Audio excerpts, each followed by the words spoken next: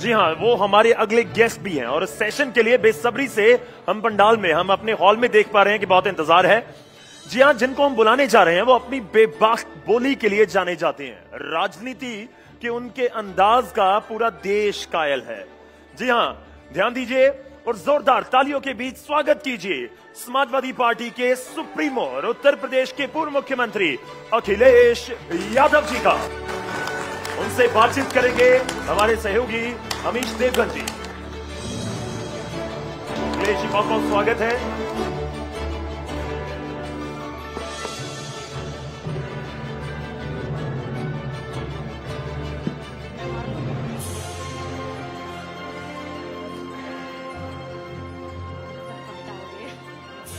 तो सभागार का माहौल बता रहा है कि इस सेशन का कितना इंतजार है सबको। जोरदार तालियां समाजवादी पार्टी के सुप्रीमो अखिलेश यादव जी के लिए। अखिलेश जी नमस्कार। बहुत नमस्कार और बहुत धन्यवाद आपका। जी, उत्तर प्रदेश की भाषा में कहते हैं इस लोकसभा चुनाव में तो आप लोगों ने गर्दा कर दिया। ऐसा गर्दा कि अगर बीजेपी का रथ मेजॉरिटी से पीछे रुका है, ये मैंने उस दिन भी बोला था और आज भी बोलता हूं, वो समाजवादी पार्टी ने रोका जब 37 सीटें जीती। क्या कहना चाहते हैं? मैं पीडीए परिवार का धन्यवाद देना चाहता हूं और समाजवादियों का पीडीए केवल नारा नहीं था, ये भावना से जुड़ा हुआ हमारा नारा बनकर के इस चुनाव में उभरा है। आपने तो मुलायम सिंह जी का भी रिकॉर्ड तोड़ा, क्योंकि सबसे ज्यादा सीटें 37 सीटें समाजवादी पार्टी ने और उसके सहयोगी कांग्रेस ने जीती। 2004 में सपा ने 35 सीटें जीती थी, 26% वोट मिला था और 2024 में रिकॉर्ड 33% वोट मिला है। जो सीटें हम लोग जीते हैं इंडिया गठबंधन और पीडीए की रणनीति से, भारतीय जनता पार्टी के लोग बेईमानी न करते तो 50 सीटों से ऊपर ये गठबंधन सीटें जीत गया होता। अच्छा, अभी भी आपको बेईमानी दिख रही है? कई लोकसभा की सीटें ऐसी हैं और जिस तरह से प्रशासन ने व्यवहार किया था, प्रशासन अगर निष्पक्ष रहता और जितनी भी शिकायतें समाजवादी पार्टी ने की थी उस पर इलेक्शन कमीशन एक्शन करता तो आज 50 सीटें इंडिया गठबंधन की होती और 50 से ऊपर भी हो सकती थी। लेकिन 37 सीटें बाद के जीतने के बाद भी आपको लगता है कि प्रशासन उन्हीं की तरफ था? प्रशासन को ये नहीं पता था कि इंडिया गठबंधन और ये हम लोग मिलकर के इतनी सीटें जीत रहे हैं। जब उनको लगा तो जो व्यवहार उनका हो सकता है वो व्यवहार उन्होंने किया। और कोई मैं पहली बार नहीं ये बात बोल रहा हूं, रामपुर का चुनाव, बधाइयों का चुनाव, मेरे खुद का कन्नौज का चुनाव, मैंने अपनी आंखों से देखा कि किस तरीके से भारतीय जनता पार्टी के लोग बूथ पर जा करके समाजवादी पार्टी के कार्यकर्ताओं को परेशान कर रहे थे और पूरा प्रशासन उनके साथ था। अच्छा, 36 सीटें एक तरफ, अयोध्या की सीट एक तरफ। अयोध्या की सीट आप लोग जीत गए और उसको आप और राहुल जी अपने बिल्कुल बगल में भी बिठाते हैं। क्या आप उस पर कहना चाहते हैं? और राम जी ने आपको आशीर्वाद तो दिया अयोध्या में, दर्शन के लिए कब जाएंगे? देखिए, अयोध्या फैजाबाद की सीट ये भारतीय जनता पार्टी की नाकामी रही जिसकी वजह से वो हारे हैं। और मैं बधाई देना चाहता हूं समाजवादी पार्टी के कार्यकर्ताओं का, जिन्होंने लगातार जनता का साथ दिया और उसका परिणाम ये हुआ कि अयोध्या की जनता ने, अयोध्या में भी आशीर्वाद समाजवादियों को मिला। अयोध्या के किसान किसी भी डेवलपमेंट के खिलाफ नहीं है। अयोध्या में जो विकास हो रहा है उसके किसी खिलाफ नहीं है। और आप कल्पना करिए कि अयोध्या जैसी पावन धरती पर अगर जमीन को लेकर के भ्रष्टाचार हो रहा होगा तो सोचिए उत्तर प्रदेश में और जिलों में क्या हो रहा होगा। समय समय पे बताया गया कि किसान को मार्केट वैल्यू का उनका मुआवजा मिलना चाहिए, सरकार ने मुआवजा नहीं दिया। जो व्यापारी जिनकी दुकान सदियों से वहां पर थी, बाजार, उनकी दुकानें तोड़ दी गई बुलडोजर से, उनको क्यों नहीं मार्केट वैल्यू से उनको मुआवजा मिला? या अन्य लोग जो रह रहे थे। अब आप देखिए, हद तो यहां हो गई, जब से भारतीय जनता पार्टी अयोध्या हारी है, जो रेलवे की लाइन बन रही है उसका भी अलाइनमेंट चेंज कर दिया। पहले अलाइनमेंट ऐसी जगह से जा रहा था जहां पर बहुत ज्यादा किसी का नुकसान नहीं हो रहा था, लेकिन जैसे ही वो चुनाव हारे हैं, दिल्ली से उन्होंने अलाइनमेंट बदलवा दिया और कहा वहां से लेकर के चलिए जहां पर आम जनता रह रही है। तो सोचिए, ये अब रेलवे लाइन तो जहां से जानी थी वहीं से जाएगी। नहीं, शिकायत इस बात की नहीं है जी, शिकायत ये कि जहां से पहले अलाइनमेंट था, आपने अलाइनमेंट क्यों बदला? अच्छा, आपने ये सवाल का जवाब नहीं दिया, राम जी के दर्शन के लिए कब जा रहे हैं? मैंने पहले भी कहा और फिर कहता हूं वही बात दोबारा, क्योंकि बात बार बार वही कही जाए तो अच्छी भी नहीं लगती है। जी, हमारा मंदिर भी निर्माण हो गया है लगभग पूरा। जैसे ही हमारे मंदिर का निर्माण हो जाएगा, वहां का दर्शन करके सीधा मैं अयोध्या जाऊंगा। और फिर मंदिर आपका हमारा क्या, मंदिर तो सबका होता है। ये तो भारतीय जनता पार्टी को भी सोचना चाहिए था। निमंत्रण क्यों दिया आपने? अगर भगवान सबके थे तो आप निमंत्रण से कैसे बुला रहे थे? आप पाबंदी क्यों लगा रहे थे कि आज आप नहीं आएंगे दर्शन करने?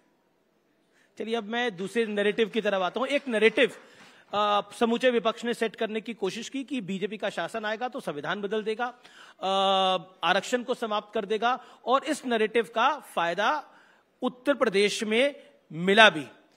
और आरक्षण तो कोई खत्म नहीं कर सकता, अब ये स्पष्ट है बात। अब आपको क्या लगता है, ये नैरेटिव कहां जाता हुआ दिख रहा है 2027 के विधानसभा चुनाव में? हारने वाले तो यही कहेंगे ना कि अब आरक्षण नहीं खत्म हो सकता। हारने वाले क्या कहेंगे? और अभी कुछ दिन पहले आपने देखा था, लैटरल एंट्री से जिन लोगों को नौकरी मिलने जा रही थी, सरकार को अपने कदम पीछे हटाने पड़े। और लैटरल एंट्री कोई पहली बार नहीं हो रही थी, लैटरल एंट्री पहले भी हुई। क्या उसमें आरक्षण का जो मानक है वो माने सरकार ने? और कई ऐसे डिपार्टमेंट हैं जिसमें हजारों लोगों की लैटरल एंट्री हुई है। एग्रीकल्चर डिपार्टमेंट अगर हम देख लें, केवल एक, उसमें न जाने कितने लैटरल एंट्री से एक्सपर्ट्स आए। क्या उसमें आरक्षण दिया गया? तो जो बात विपक्ष कह रहा था, जो समाजवादी लोग कह रहे थे, और समाजवादियों ने कोई पहले चुनाव में नहीं कहा, चुनाव शुरू होने से पहले जहां जहां पीडीए पंचायत की गई, वहां पर हर जगह ये बात कही कि भारतीय जनता पार्टी की सरकार आएगी तो संविधान से खिलवाड़ होगी। आपको भी पता है कि आरक्षण कोई खत्म नहीं करने वाला नहीं, ये बात आज कह रहे हैं। मैं ये जानना चाहता हूं, जो वाइस चांसलर पूरा उत्तर प्रदेश जानता है कि जो वाइस चांसलर के अपॉइंटमेंट हैं, क्या उसमें पीडीए परिवार के लोग हैं? और फिर वाइस चांसलर ने जो जिन लोगों को अपॉइंट किया है, क्या उसमें पीडीए परिवार के लोग हैं? मेरा अगला सवाल है कि राहुल गांधी ने अमेरिका में आरक्षण पर एक बयान दिया जिसपे बवाल मच गया। उन्होंने कहा, कांग्रेस आरक्षण खत्म करने के बारे में तब सोचेगी जब सही समय होगा। तो अब बताइए, ये तो आप ही के सहयोगी हैं। देखिए, जो स्टेटमेंट कांग्रेस पार्टी के राहुल गांधी जी ने दिया, पहली लाइन गलत थी, बाकी सब ठीक था। तो आप ही तो पिक कर रहे हो, आपको पिक क्या करना है? अब देखिए, और आरक्षण की बात है, आरक्षण में लड़ाई बहुत लंबी रही है, इतिहास बहुत उसका लंबा रहा है कि कहां कहां लोगों को इसके लिए लड़ना पड़ा है, तब जाकर के अधिकार मिले। लेकिन देखिए, सिर्फ हमने सवाल नहीं उठाया या बीजेपी ने सवाल नहीं उठाया, मायावती ने भी बोला कि मुझे डर है कि अगर कांग्रेस सत्ता में आई तो आरक्षण को समाप्त कर देगी। मायावती जी का ने बोला। सच्चाई ये है कि आरक्षण के लेकर के समय समय पर देश में बहुत सारे संगठन, बहुत सारी पॉलिटिकल पार्टी, उन लोगों ने अपनी बात रखी और लड़ाई लड़ी गई है। और आरक्षण तब मिला है जब बहुत लड़ना पड़ा है लोगों को। जी, एक बहुत बड़ा विषय है जिसको लेकर बीते दिनों बहुत सियासत हुई। अपराधियों में, डकैतों में जाति ढूंढनी जा रही है। इस विषय पर आप क्या कहना चाहते हैं? मेरे पास आपका एक बयान भी है जो आपने सुल्तानपुर की डकैती के विषय में बोला। क्या कहना चाहते हैं आप? देखिए, ये सरकार भेदभाव कर रही है। कैसे भेदभाव? ऐसा है कि अगर सरकार ये स्वीकार करती है जी, सुल्तानपुर वाले मामले में कि मुख्य उसमें जो अपराधी है और उस पर मुकदमे ज्यादा हैं, वो सरेंडर कर लेता है। आप मंगेश को 2 तारीख को उठाते हैं और 5 तारीख को इनकाउंटर करते हैं। आपने मुख्य जो उसका सबसे करता धरता था, उसके खिलाफ कार्रवाई क्या की आपने? लेकिन योगी जी ने बोला कि अगर वो डकैत वहां पर लोगों को मार देते उसके बाद क्या करा जाता? उन्होंने आपसे सवाल पूछा। ये योगी जी ने क्या सवाल किया है वो अपने एसटीएफ के बारे में जान लें। एसटीएफ क्या है? लोग तो यहां तक चर्चा कर रहे हैं, जो सुनने को मिल रहा है कि वो एसटीएफ है स्पेशल ठाकुर फोर्स। और अगर अगर आप मुझसे पूछ रहे हैं तो मैं आपसे जानना चाहूंगा, और आपको भी मुझे पता है, आपको जानकारी है कि एसटीएफ में इतने सदस्य जो हैं, मेंबर्स हैं उसके, जो उसमें तैनाती है, वो कौन लोग हैं? उत्तर प्रदेश की जितनी भी जांचें हैं, महत्वपूर्ण जांचें, वो एसटीएफ को गई। क्या किया एसटीएफ ने? और एसटीएफ में पहले दिन से कौन लोग बैठे हुए हैं? और फिर आपको इतना भी दिमाग नहीं है कि आपने इनकाउंटर किया और चप्पल पहने खड़े हैं आप। क्या दिखाना चाहते थे आप क्या साबित करना चाहते थे? लेकिन देखिए, सबका अपना नैरेटिव है। ओवैसी आए थे, उन्होंने बोला कि एनकाउंटर में मुसलमान मारे जा रहे हैं। आपका नैरेटिव अलग है, बीजेपी का नैरेटिव अलग है। नहीं, हमारा नैरेटिव ये है कि अगर कोई अपराधी है उसके लिए न्यायालय है। आप न्यायालय पे भी भरोसा नहीं रख रहे हैं। आप मैं एक आंकड़ा आपके सामने रखता हूं, क्योंकि आपने बोला कि जाति देखकर और एनकाउंटर होते हैं, तो मेरे पास एक आंकड़ा है। 2017 के बाद से करीब 207 अपराधी एनकाउंटर हुए हैं। करीब 66 मुसलमान हैं, 20 ब्राह्मण, 18 ठाकुर और 16 यादव हैं। अब आप बताइए अन्य में कितने हैं? क्या पूछा आपने? अन्य में भी लिखा होगा। मेरे पास जो आंकड़ा है मैं आपको बता रहा हूं। नहीं तो आधा अधूरा आंकड़ा, मेरे पास पूरा आंकड़ा है ये। मैं इसी तरह आपके आंकड़े के हिसाब से मैं कहता हूं, मैंने अंग्रेजी अखबार का एक लेख पढ़ा जिसमें ये कहा गया कि जब से सरकार बनी है भारतीय जनता पार्टी की, उसमें 18,000 ऐसी घटनाएं हुई हैं। 18,000। और अगर 18,000 हुई हैं तो वो जो आप आंकड़ा हमें बता रहे हो, तो 18,000 का वो आंकड़ा कहां है? और हमारे पास भी तो 207 है। हमारे पास भी आंकड़ा है जी, निकालना है आप।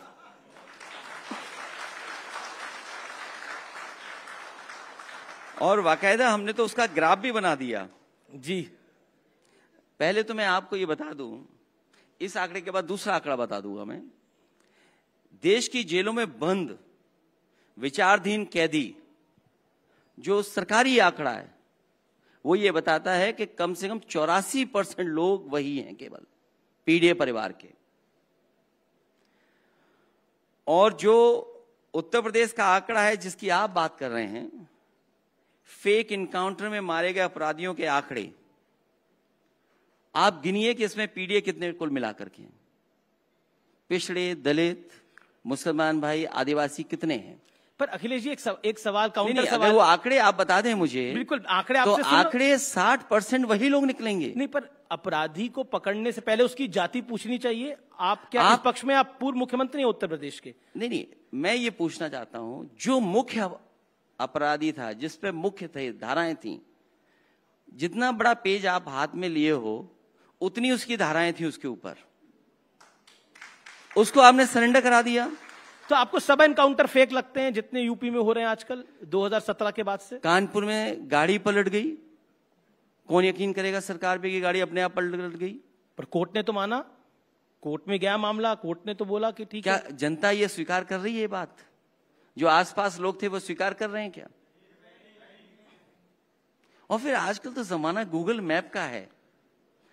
हमें और आपको ये कोशिश करनी चाहिए, थोड़ा फंड्स और एफर्ट्स लगा करके हमें आज गूगल मैप से सब पता लग जाएगा कि कब गाड़ी पलटी थी वो। तो आपको लगता है वो गाड़ी पलटाई गई थी?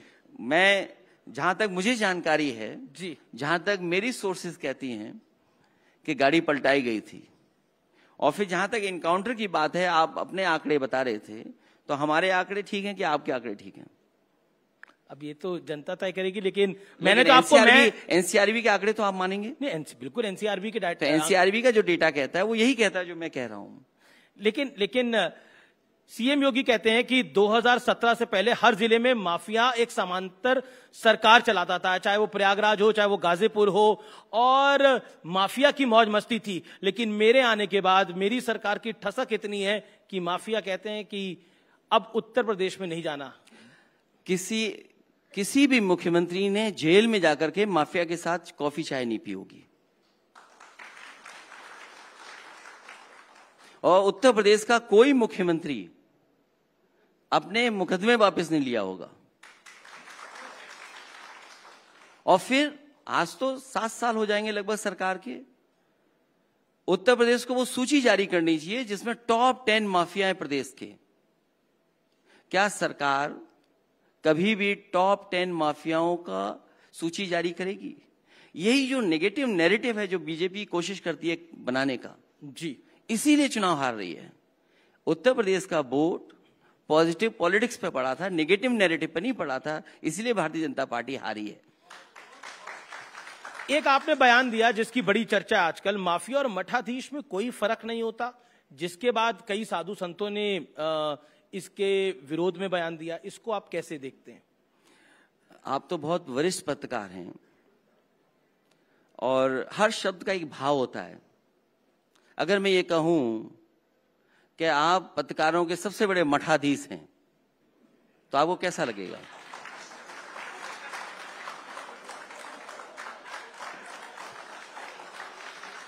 पत्रकारों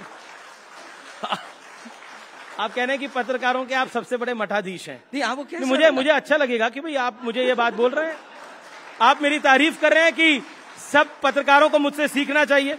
लेकिन आपने तो माफिया और मठाधीश को मिला दिया ना, तो सवाल उस पे है।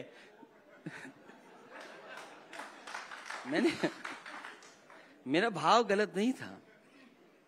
नहीं, मैं बिल्कुल आपके भाव को अच्छे से समझ रहा हूं। आपको कैसा लगा? मैंने तो बोला मुझे तो अच्छा लगा, मैंने तो बोला मुझे अच्छा लगा। अच्छा, अगर आप ये बात, मैं तो आपका भाव अच्छा ही मान के बोल रहा हूं, मुझे अच्छा लगा। तो नहीं, आपने तो गलत भाव से नहीं बोला था। तो मैं अगर ये कहूं आपको कि आप पत्रकारों के सबसे बड़े मठाधीश हैं तो कैसा लगेगा आपको? तो पर मैंने भी आपसे सवाल पूछा, माफिया और मठाधीश को मिला देंगे तो फिर आप तो कईयों को तो बुरा लगेगा। आप देखिए उत्तर प्रदेश में जी, जब से भारतीय जनता पार्टी की सरकार बनी है, बड़ी संख्या में साधु संतों की हत्या हुई है। मुझे याद है नरेंद्र गिरि जी अखाड़ा परिषद के अध्यक्ष थे जी, और कोई समय ऐसा नहीं गुजरता था जब वो लखनऊ आए और मुझसे मिल करके ना जाएं। सोचिए, उनकी हत्या हो गई। रायबरेली में एक साधु संत थे, उन्हें उल्टा लटका दिया गया था। लखनऊ में एक हिंदू वाहिनी के नेता थे, हिंदू सभा के, उन्हें मार दिया गया था। तो ये सब क्या था? और फिर मैंने किसी साधु संत के खिलाफ नहीं बोला है, मैंने तो केवल मठाधीशों के खिलाफ बोला है। इसमें बुरा किसको लग रहा है? मैं किसी भी साधु संत के खिलाफ नहीं बोला है मैंने। मैं आज भी जानते हैं आपका निशाना मैं पहले भी इतने भोले नहीं है अखिलेश जी, आप भी जानते हैं आपका निशाना कहाँ है। नहीं, तो मैंने उनके खिलाफ नहीं बोला। मैंने सुना और देखा है कि वो हमारे पुतले जलाए जा रहे हैं। पूरे उत्तर प्रदेश में 6 पुतले जले हैं। अरे यार, हमें कहें तो हम 30 आधे घंटे में 600 पुतले जलवा दें।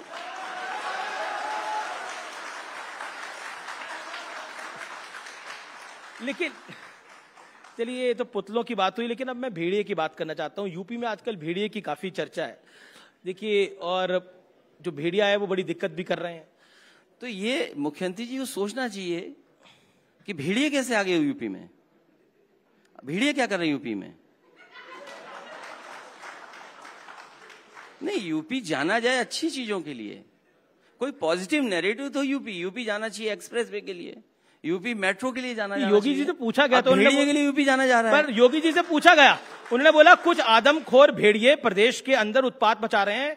ऐसी स्थिति 2017 के पहले प्रदेश की थी। ये लोग उस समय कितनी तबाही मचाते थे, इनके एरिया बटे हुए थे। वसूली कहीं चाचा कर रहा था, कहीं भतीजा कर रहा था। महाभारत के सारे रिश्ते थे, ये योगी जी ने कहा। देखिए, पहले ये मान लीजिए वो योगी नहीं है। वो योगी नहीं है। जो हमारे शास्त्र कहते हैं, हमें जो जितनी कुछ हमें जानकारी मिलती है, जिस व्यक्ति को क्रोध नहीं आए वही योगी है। जिस व्यक्ति को क्रोध नहीं आए वो योगी है। और एक योगी से ऐसी भाषा की उम्मीद नहीं कर सकते हैं। अगर ये बातें योगी जी की हैं तो योगी जी खुद बताएं कि आदमखोर भेड़िया क्या कर रहा है। पर आप कह रहे हैं वो योगी नहीं है, वो गोरखनाथ पीठ के महंत हैं, तो योगी आदित्यनाथ हैं। जो योगी होता है वो त्याग करता है। अब कल को आप ये भी कहोगे कि अगर मैं कह दूं कि गोरख धंधा चल रहा है तो उस पर भी आपको आपत्ति होगी। अब आप गोरखपुर की तरफ बुलडोजर का रुख करना चाहते हैं? नहीं, जहां गोरख धंधा चलेगा वो बुलडोजर जाएगा।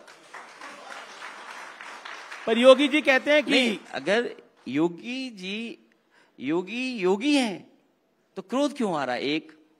और फिर बुलडोजर जो प्रतीक बनाया है वो किसने बनाया प्रतीक?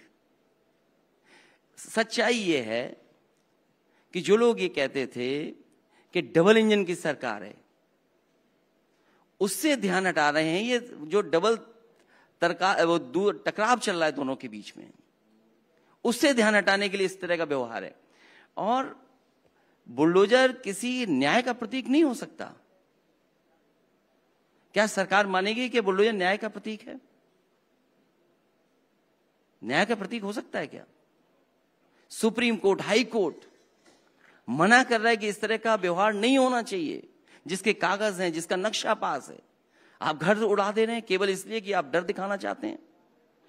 बहुत सारे बिल्डिंग्स लखनऊ में, आप भी तो गोरखपुर की तरफ आप बुलडोजर करना चाहते हैं। इसमें क्या गलत है? जहां इलीगल काम होगा इसमें क्या गलत है? तो आपको लगता है गोरखपुर में सब इलीगल हो रहा है अभी से? लीगल क्या है वहां पर?